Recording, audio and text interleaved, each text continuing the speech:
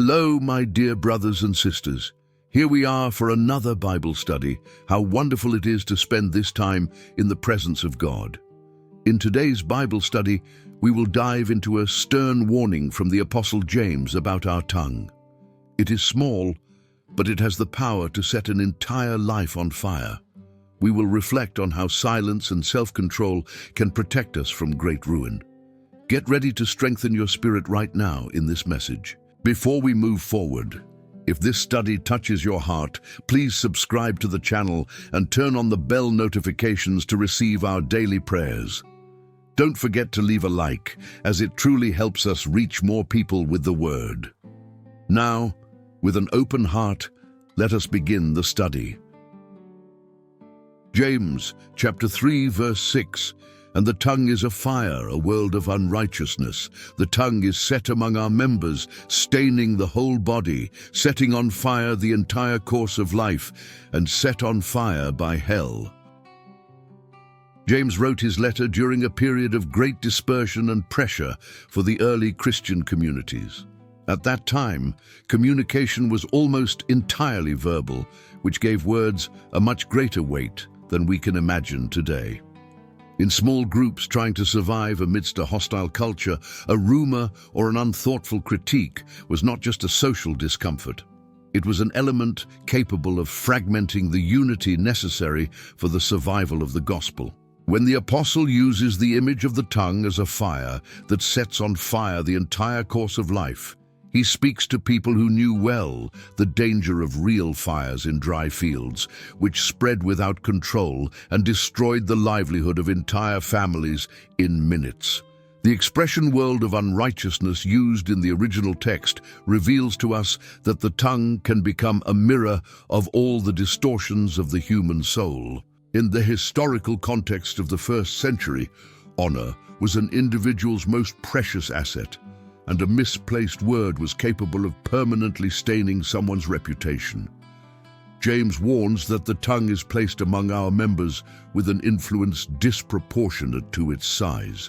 It functions as a channel through which evil can flow to contaminate not only the speaker, but the entire social and spiritual body around them.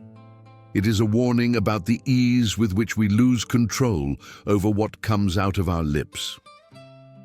A fascinating detail of this passage is the mention that the tongue is set on fire by hell.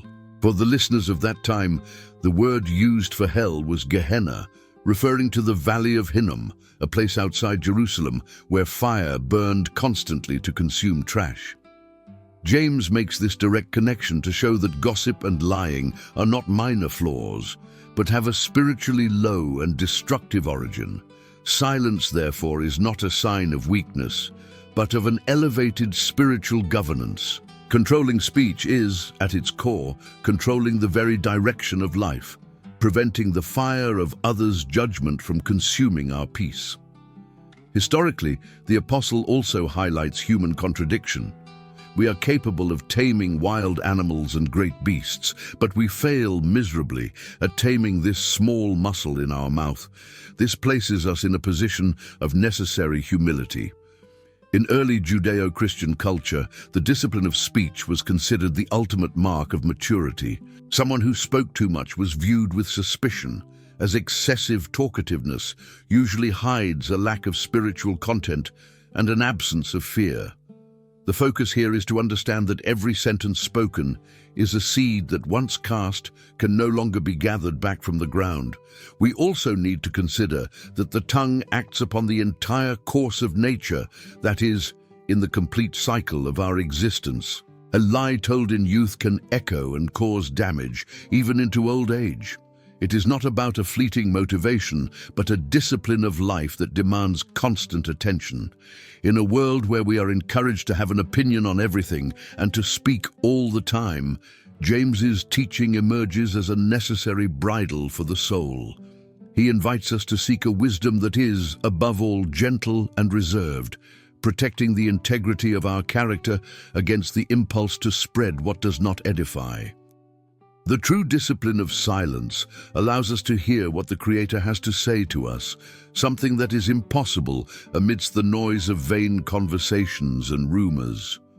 When we decide not to participate in gossip or not to pass on questionable information, we are exercising a domain that reflects the image of the one who created us. This text calls us to spiritual sobriety, where we understand that our words can be tools for building or torches for destruction.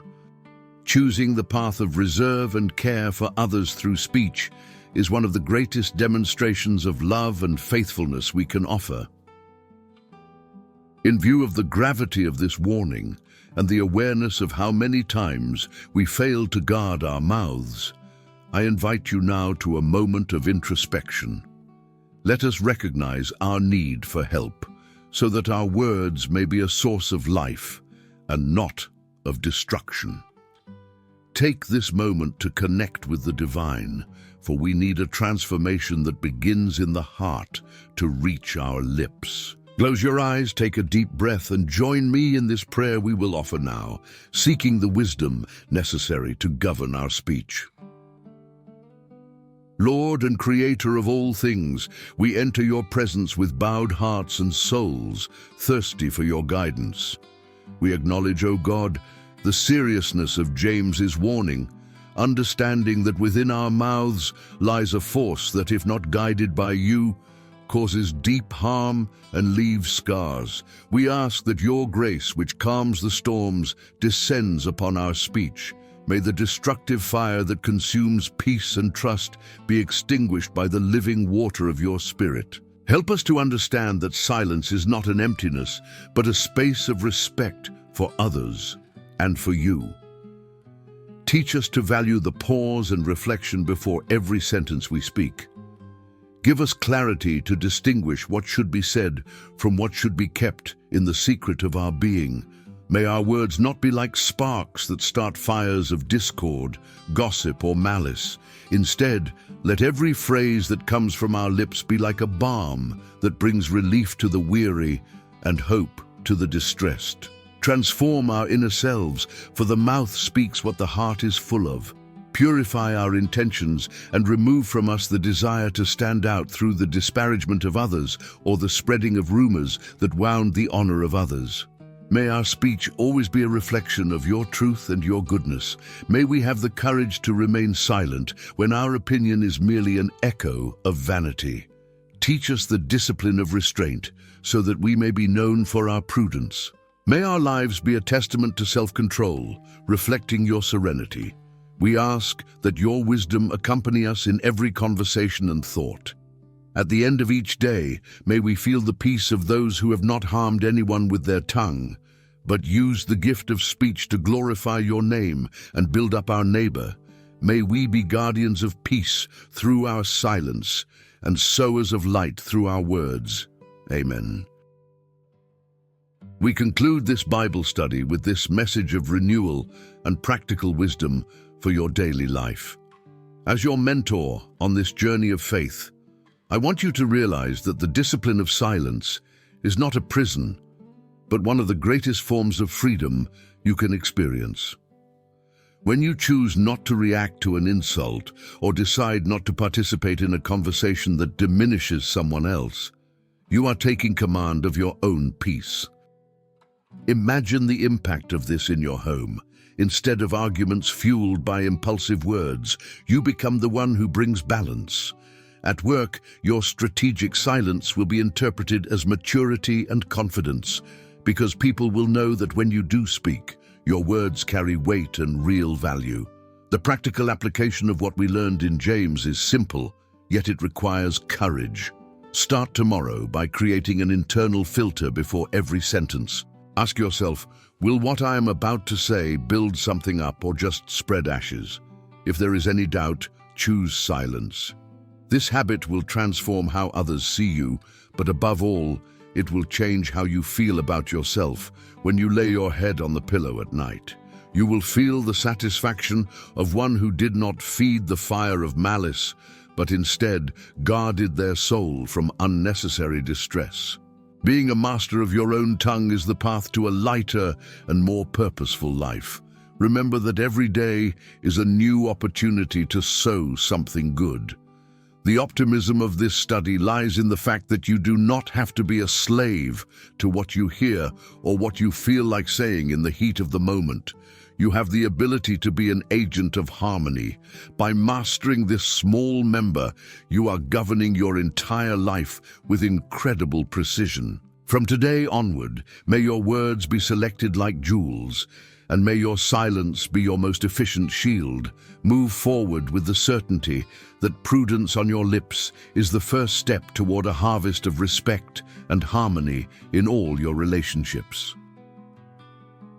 It is a joy to have you with us until the end of this study. If this message touched your heart, I invite you to subscribe to our channel and leave a like. This helps our Bible study community grow and reach more lives every day. Please share this video with someone who appreciates the word or who might need a word of comfort and hope today. Your action could be the answer to someone's prayer who is searching for light. Thank you so much for your company and support on our journey of faith. And remember, God is always with you.